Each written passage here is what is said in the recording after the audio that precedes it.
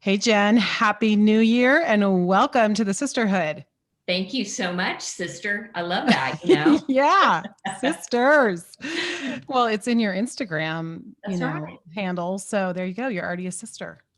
Exactly. Yeah, I'm at Sober Sis, which is really short for sober-minded sisters. But Mm. Sober Sis it stuck and it was so short and not taken, which was amazing. Yeah, Yeah. perfect.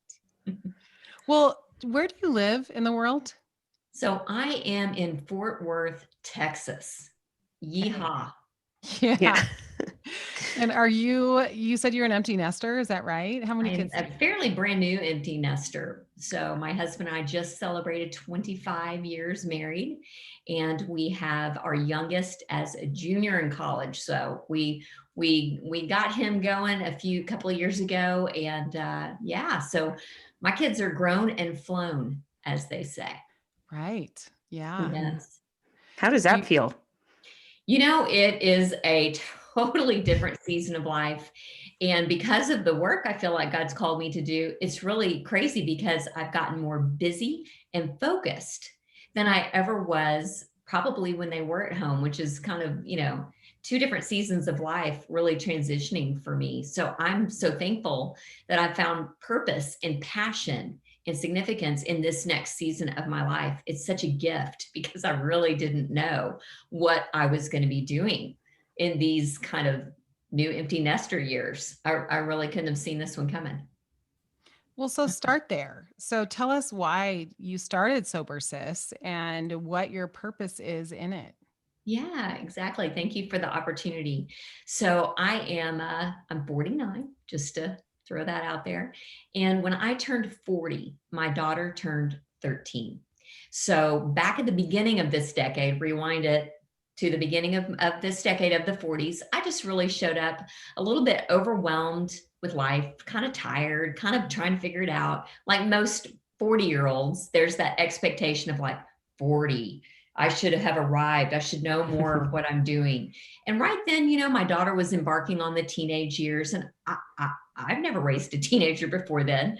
And so she was my guinea pig, and I learned how to be a mom of teenagers in those years. That 40 to 45 for me were some years with many highs, not too many low lows, but there were some times that I could definitely see that anxiety and boredom, loneliness, all those things were really amplified when I was a mom of teenagers. And I found myself being this healthy, mindful yogini, drinking my green juice, doing all these really mindful things. I'd wake up and have wonderful, time in scripture on my back patio, really have a great prayer time, good intentions for the day, to be mindful, to be focused, to be present.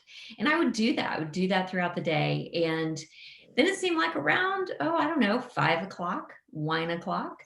It seemed like a transition time for me. Like, okay, I've done good today. I've worked out. I've had my quiet time. I'm on point. I'm giving my all. And now it's me time. It's my time. It's kind of a reward. And so what started off as kind of a treat along the way in my 30s, just being a social drinker. And I had a little bit late to the party start. So I didn't really start socially drinking on a more regular basis until my 30s. So my 30s were kind of catching up. My 40s is when I started to feel the repetition, the habitual side of like, it's 1 o'clock somewhere, whether that was book club, a date night, just time on my back patio. It just seemed like, that evening drink was my decompression time. And it became to a point where I just started to feel like it was becoming something that I was enslaved to, something that I was doing sometimes on autopilot or when I didn't even want to. I just kind of felt like, well, this is what I do to unwind. I wasn't even sure after a while, like, what else would you do to unwind? This was my norm. And again, the marketing and the messaging of today's world was reinforcing that constantly, whether I was at Target buying a t-shirt and it says mama needs wine or rosé all day. It was just being constantly reinforced that this is what you do as a middle-aged mom raising teenagers. or a young mom or a new empty nester. I really feel like we're really kind of almost taught and modeled in today's society, which is not the society of 20 years ago, that this is normal. And so I really fell into that. And because I was a believer as a Christian, that really gave me a lot of mental tug of war, because here I am loving the Lord, loving my family, loving my husband, loving my kids, loving it, but also battling the detox by day only to retox by night, and Mhm. living that double-minded life. I felt very divided. And so, yeah, I would say my beginning to mid 40s was just that loop over and over again. And I could take breaks. I wasn't physically addicted to alcohol to the point that I couldn't stop on my own. So I would take breaks. I would do a Whole30. I would do a juice cleanse. I would do all those things. And I would use a lot of willpower and a little bit of deprivation mindset, like you got to go without it to get through it. And I always felt like I could do it, but I felt like I was missing out. And so I would ultimately return. I was like a yo-yo drinker. Instead of a yo-yo dieter, I was like a yo-yo drinker. On again, off again. Jen, are you drinking right now? Nah. Jen, are you drinking right now? Yes. It's like I couldn't decide. I had a foot in both worlds because I was trying to use moderation in something for me that was really pulling me, wanting to pull me deeper in. So long story short, right before I turned 46, I graduated my daughter from high school. We made it, right? Her 13 to 18 was my 40 to 45. So she graduated high school. It was also a crossroads for me to look at what the next season of my life would hold. And I thought, you know what? She's getting to graduate and move on to a new season. Why don't I graduate myself and move on to a new season as well? Yeah. And I want to show up differently at 50 than I did 40. So I set my sights on how I wanted to start a new decade about 4 years before that decade started, because I Hmm. knew that it would take time. I didn't get there overnight feeling kind of, that extra 15 pounds, the double mind, the exhaustion, the just not feeling the best version of myself. So I began the journey, and the lead domino, the very first thing that I knew that God had been convicting me and showing me, and also wanting to partner with me. I felt like God wanted to partner with me in this area versus just take it away or cause me to stay at it just down the road until I hit this massive rock bottom where I had to. I think He wanted to partner with me and allow me to really bring this before Him and look at it together. So that's what happened right before I turned 46, at that middle of the 40s road. And I started looking closer at my relationship with drinking, with alcohol. I just started looking at it without shame, without judgment, without labels, and without even having to decide if I was ever going to drink again or if alcohol was good or bad. It was, is it serving me? Is it working for me in aligning with my goals? Who do I want to be? And again, I had my sights set on this big 50, which I'm, when this airs in January, yeah, I'm about 6 months away. So it's Yeah, closing in. you're rounding the corner. I am rounding the corner. So yeah, so that's pretty much my story in a nutshell. It was the catalyst, was a shift in thinking and a shift in my goals and thinking, how am I going to get there? What's holding me back? What's holding me down from attaining that? That's going to be the first thing that I look at closer. And that's been a game changer. So you mentioned that before you had this mindset of, okay, I just need to get through this. But this indefinite time period where you're not saying, it's never going to happen, but you're just exploring a new way of living, a new way of thinking. How did you get from the old way that you used to do it to the way you're approaching it now? Yeah, I think before, when I was looking at drinking, it was very black and white, all or nothing. And it was also, I think that I had been under the false impression that it was a moral failure to struggle with alcohol as a Christian, as a mom. It was like double down shame, double down on the hiding, the sense of isolation, the nobody would understand, was part of the false beliefs that I had. Nobody would really understand being here, caught in this gray area. And so I shifted my thinking to being more curious than I was defining everything so harshly and judgmentally, even with myself.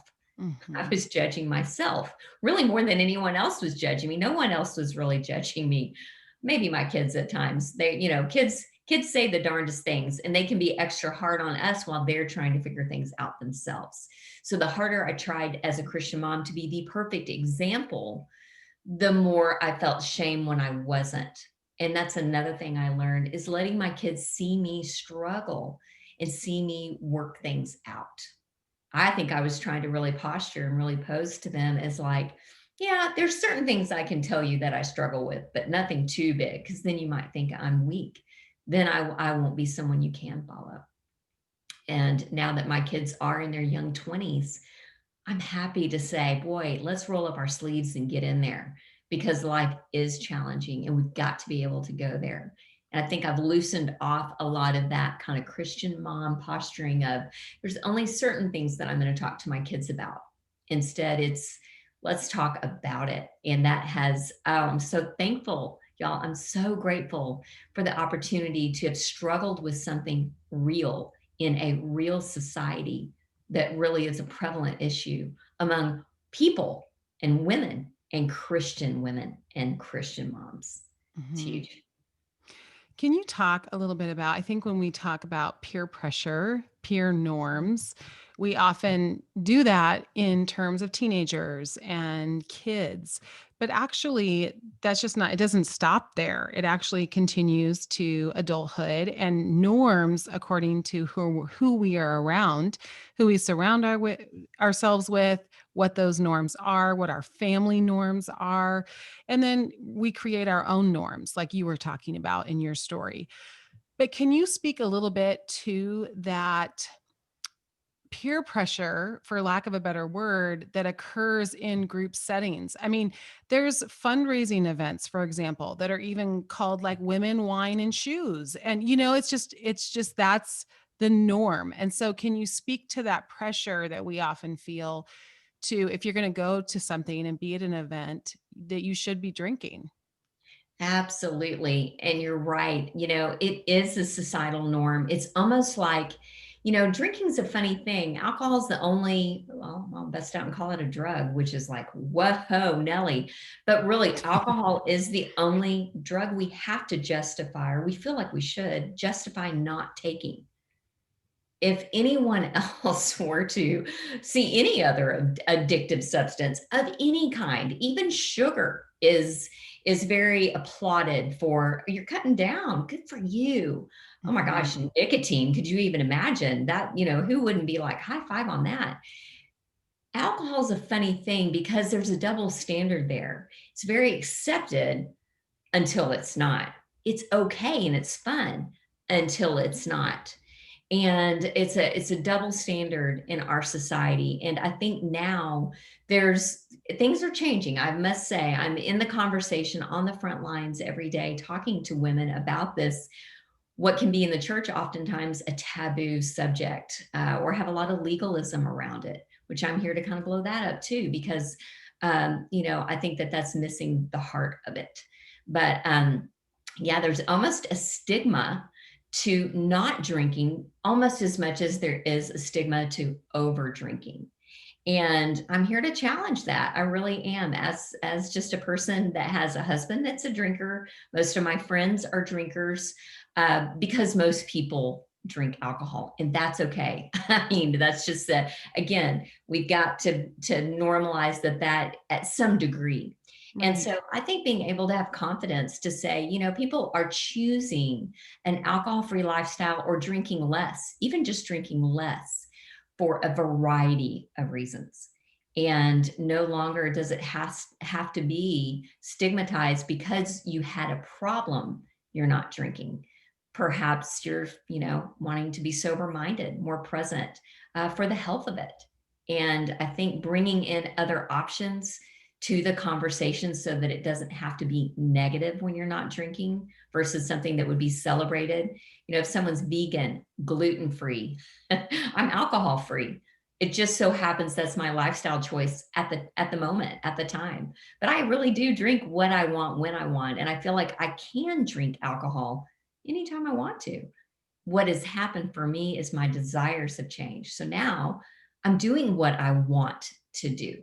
And that was really what I wanted. To me, that's freedom, is being able to do what I want to do versus, like Paul said, why do I do the very things I don't want to do? And I'm Mhm. just aligned. I'm just doing what I want to do. And so when I walk into a social environment now, I am calm and at peace and grounded within myself.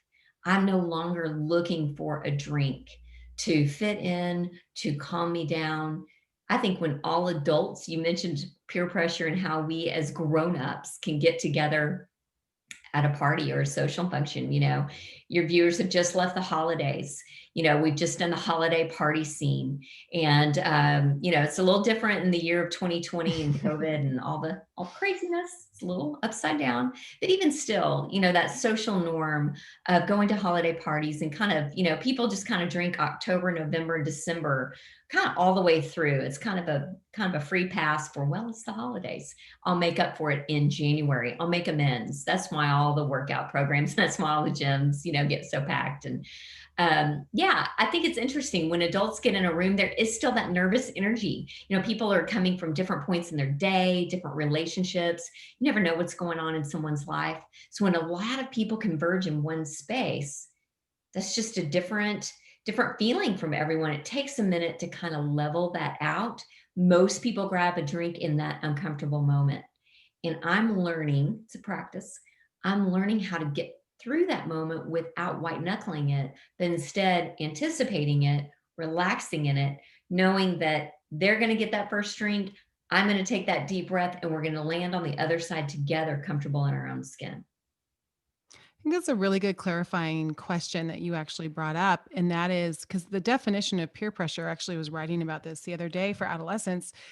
The definition is actually making a decision that goes against what you have decided for yourself. So there's an actual acting against yourself, so to speak. And so I like what you just said, that it's not about the legalism of yes or no. It's that you're staying true to what you have decided for your own health, whatever that is. And you are, because every person's different too. Right. So what is freedom for me is not freedom for the person next to me.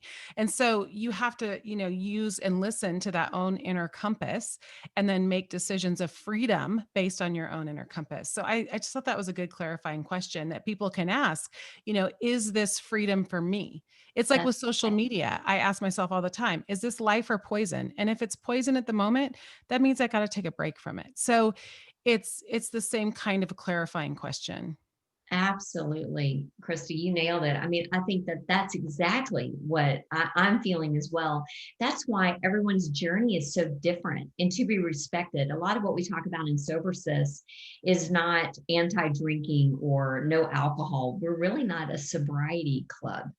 It's really more of a like-minded community of women coming together to be sober-minded and wholehearted.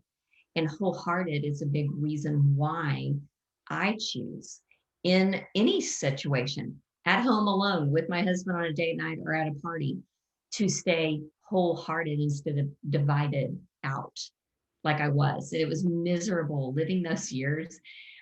Divided inside, internally, was more painful than anything that ever happened externally.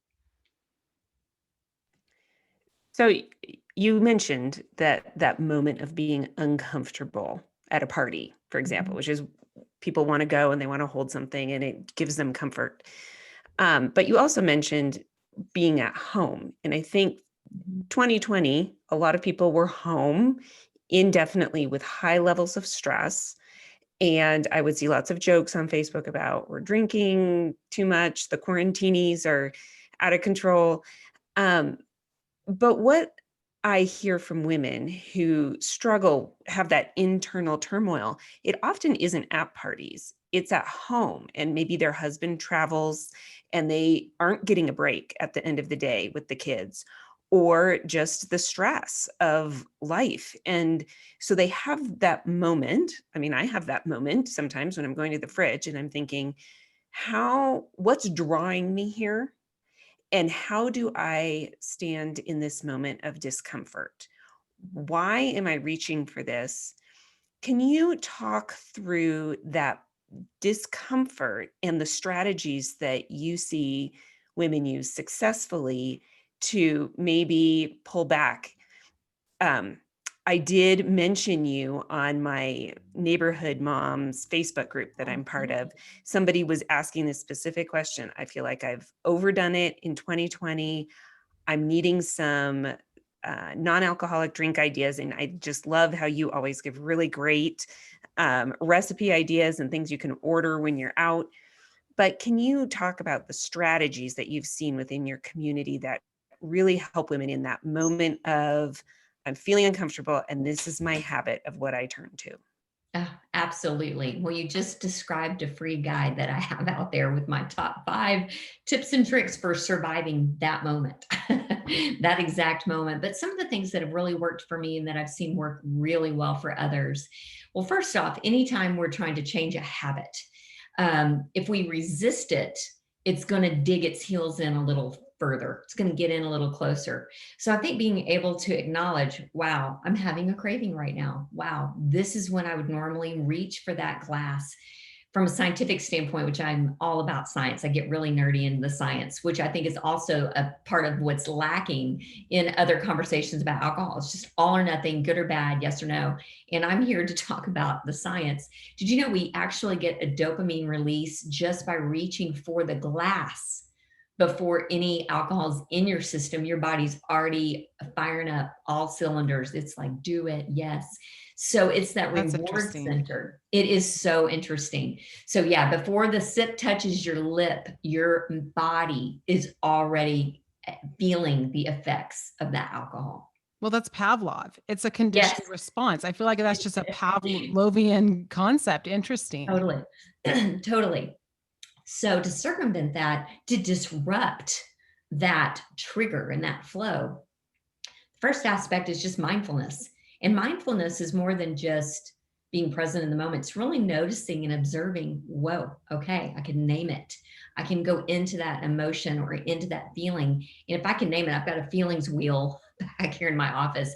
If I can begin to name what I'm feeling, then it brings that cognitive awareness back and gets me off of that autopilot, which is that reaching, getting the hit of dopamine, the reward center, and going, okay, what's happening? Like what? Bring it in. Am I stressed? Am I bored? Am I celebrating? Am I anxious? Am I sad? What is naming what's going on? And then being in that moment, naming it, not resisting it, and then playing the movie forward. This is by far the number one tool. If you ask anyone in my Sober Sis tribe, they would say this one, playing the movie forward. How many times have I said, I'm going to buy a bottle of wine, Target checkouts, 3 p.m. I've said no all day. I'm going to finally say yes. They got me. The 25th point of purchase. I had 25 chances to buy it in there. I said, no. I said no so many times. I'm tired of saying no. So I finally said yes. And now I'm at home and I'm going to open the bottle. I'm going to crack the bottle and I'm just going to have one glass. That is a common thing that people that drink in the evenings tell themselves. And so if I know that that's not probably really what's going to happen, I have to be honest with myself in that moment of mindfulness, bringing it in and going, okay, play the movie forward, Jen. What's really going to happen if I open that cold bottle of Sauvignon Blanc and it's 5 p.m.? What's really going to happen? Well, what's really going to happen is the bottle breakdown.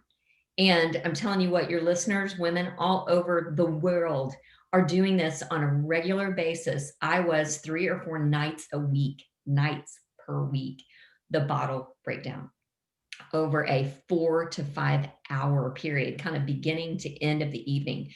And if you would have asked me as a Christian mom who grew up in conservative, West Texas, if I could have ever have admitted to drinking a bottle of wine on my own at home, I would have been like, no way, Jose. That is just so like, whoa, that could never be me. Well, I'm here to say It was me. And y'all, if that can happen to me, really, I'm here to say it can happen to anyone. And it happened slowly over time, almost a decade, to build up that kind of tolerance and dependency where it felt normal. So I would open that bottle of wine at 5 while I was cooking. Okay, I know your listener, your viewer is like, ding, ding, she's reading my mail. How does she know? Because it's so common. And Alex, like you said, women are drinking at home more than they are out in an unhealthy way. So I would open that bottle of wine while I was cooking. Okay, great. Party started. Music on, kids still coming in the door from, practice. I'm cooking. I think we as women start to kind of minimize ourselves sometimes in the evening. We start to play smaller when really maybe we've been playing bigger all day. We start to kind of play small, kind of start to feel invisible, kind of start to do the servant thing, the empathizing, the refereeing. And I noticed that in myself. So I'd pour that first glass and I'd feel that relief, that release that does come. I mean, let's keep it honest. It is chemical, it is mental, it is emotional, and it is real. And I felt that first glass come in and I was like, all right, okay, we got this. We got tonight. Tonight's a little laborious. Tonight's a little bit boring. Tonight might have some conflict in it with my kiddos. I don't know what tonight's going to hold, but now it's going to be better because I've got that glass of wine kind of circulating through me. I'm stirring the marinara sauce, right? I mean, I'm making that spaghetti. I'm drinking red wine like Italians do. I mean, come on. Again, I've seen it on the movies. I've seen it on TV. I know this is what women all over the world are doing right now too. It's so refined, it's so glamorized. And so of course I had that glass, and 30, 45 minutes later, people are running late. It's only 5:45. I'm like, I'm going to have just a little bit more. It's good for me, right? Heart health, and I mean, all kinds of justifications. And so I'd have that second glass. Okay, now it's time to clean the kitchen, people. Everybody left. We've eaten, dinner's over. We're an hour and a half, 2 hours in the evening. It's only 7. Okay. People have vacated the area. Guess who's left in the kitchen with all the skillets and all the pots and pans? Usually mom. What else is in the kitchen with mom? That wine bottle. It's still there. It's still sitting there. It's looking at you. And I would have that third glass. This is how the bottle breakdown happens. I'm really taking the time to break it down because this is how easy it is to do. And I'm eating, I'm drinking water. I'm really feeling good. And so I have that third glass. Now I got a problem because now I'm looking at the bottle and there's this much left. Okay, now the cognitive dissonance. Now oh, darn it, I've worked out hard today. Now I've kind of done what I said I didn't want to do. Now I've done that. And now I'm a little bit altered too. My sober mind is out the window. That cognitive ability to use that reason, that logic, my good intentions are 3 glasses in. I mean, it's very hard to get back to. And so I would look at just that little bit left and I would think, okay, that's just embarrassing. I mean, I can't put that back in the fridge. Would my family actually even notice that I drank 3/4 of a bottle of wine? Can't have that. That's embarrassing for me with me. Like, I don't want to look at that. So I'm going to need to drink that down. That's the bathtub drink. That's the bathtub glass. And I can recycle that bottle so fast, wrap it up in a Target sack if I need to. It's out of here. I'm going to act like that just kind of didn't even happen because now I'm feeling good, but I'm also feeling bad. I'm feeling relieved, but I'm also feeling more stressed and more anxious now. And that's not even at 3 a.m. I'm talking about while I'm drifting off to bed. Did you know 20% of women drink to fall asleep? So there's a huge community of women that are drinking wine because of insomnia and sleep issues and a husband that snores. I was also in that category. So that fourth glass was like, I don't want to drink that, but I do. I don't need it, but I kind of do. Maybe it'll knock me out enough that I can sleep without worrying about teenagers and curfew and the snoring husband. But at 3 a.m., the dreaded wake-up call of heart racing a little bit, cortisol, I mean, from a scientific perspective, from a physiological perspective, so much. And I had no idea of this. I was just your, stay-at-home, part-time working mom that I just didn't even know what I was doing to myself. I thought I was helping myself out.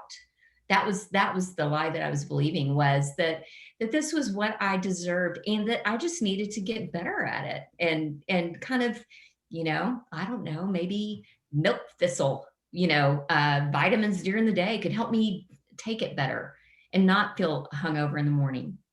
And what did a hangover feel like to me? Foggy mind, not as much energy. Was I high functioning? Absolutely. Out the door, kids. Let's go. And I'm going to swing by this place and grab that and then hit that morning yoga class. I was right back at the treadmill, trying so hard and doing everything so mindful. And so by 5 o'clock again, the cravings, the cycle, the mental cycle. I mean, you can see, right? It is unbelievable. It's very difficult to get out without something externally happening to almost shake you up out of it, because it's such a rut. And again, I lived it for about 5 years with that much angst and confusion, really. So what would you say to someone who maybe has someone in their home or a close friend who they see in that rut, but they can't motivate them to do it differently, but they know it's maybe not their best life? Yeah, that's tough. It's really tough when you see it for someone else, but they don't yet see it for themselves. So I think the first thing is just having open conversation without judgment. I think we're all so hard on ourselves that there's that intuitive part of us that knows this really isn't great. So I think being able to maybe, if you're the person who's noticing the struggle in someone else, first off, just modeling being the best version of you yourself.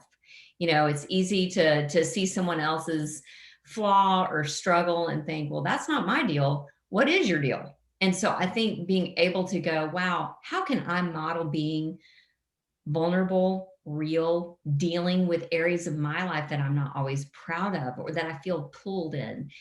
Maybe modeling that, because I think other people feel really safe when people show up and say, yeah, I really struggle with that. People are like, no way, you struggled with that.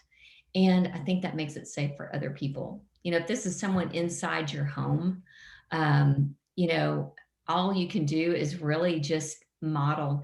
So much of what we say is what we do, not what we speak. 70% of our communication is nonverbal.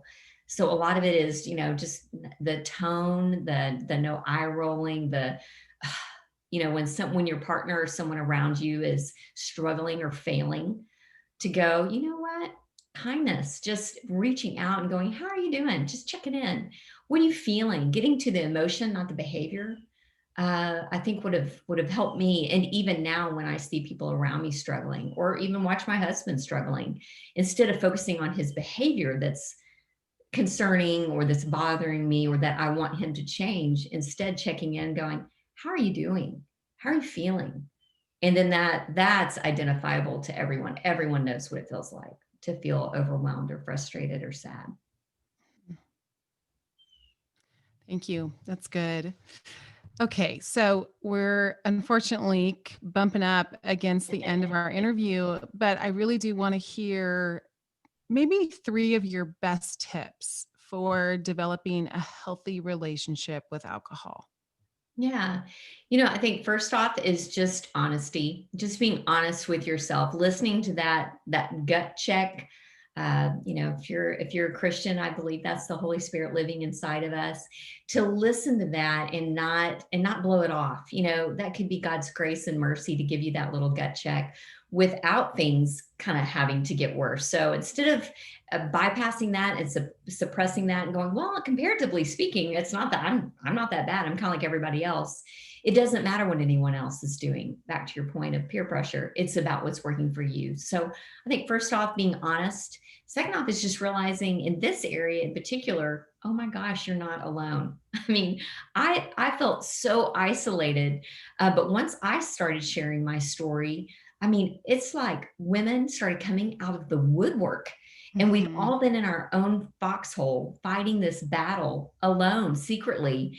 And it's like, oh, sister, I could have your back. Oh, sister, let's do this together, and giving each other that empathy. So I would say definitely connection is super key. Don't try to do this by yourself.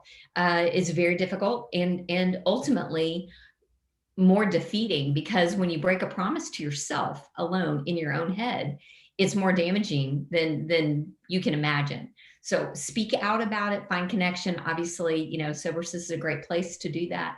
But I think finding connection, and then just realizing that you can change. I was so stuck in the habit loop and in the rut of 9 o'clock. There was a point in time where I couldn't imagine my life without it. Like a Friday night or a long Tuesday at the beach, could I do this without it? I couldn't fathom enjoying my life without a drink in my hand. And now I'm here to say, I really kind of can't fathom leaning on it as the crutch that I did. I can't imagine outsourcing my resilience and my peace to something that's so volatile and fleeting. So you can change, all you can. And I'm here as living proof to say, I got in and I got out of that rut and that trap. I call it the Vino fly trap, hashtag Vino fly trap, because that's what it's like. It just kind of lures you in. So good. Those are excellent. Okay, let's end with your top 2 non-alcoholic drinks. Oh, right on. Well, yes, Alex says she's followed me on Instagram, because that's a big part of what I do is alternatives. You can't just take something out and leave a void. So I love, just off the top of my head, because I really do work with a lot of companies and have a lot of options, but I love Mingle mocktails. My friend Laura, who owns Mingle, she came up with a great line of pre-made mocktails already in a pretty bottle. So you can take it to book club. You can set it out on your patio. You can feel celebrated in your own kitchen without a bunch of sugar. It's actually low calorie, low sugar. So I love Mingle mocktails. Gosh. And just to keep it easy, because I could go into more brands, but even just a Topo Chico, like a mineral water, if you're at a Mexican food restaurant or just wondering what to order when you're out, to get a tonic water or a mineral water, some kind of carbonated water, and have them squeeze lime in it and maybe muddle some cucumbers. Oh my gosh, it is so good. And it is just a go-to. And now when I'm eating, I'm drinking something that's actually hydrating and refreshing instead of something that's making me more thirsty. Yeah, so great. I love it. Well, Jenn, this is such an important and helpful conversation. And I'm so just grateful for the work that you're doing, because it is so needed. Your voice is so needed. And women need freedom in this area. And they need, we need freedom in every area. And this is a huge part of that journey. So thank you for the work that you're doing. You're so welcome. It's amazing. And I really do think that that's it. You nailed it. It's freedom. That's what it's about. All right. Well, we wish you the best in 2021, and we will, I'm sure, be in touch soon. Sounds great. Thanks for having me. Okay. Bye, Jenn. Bye.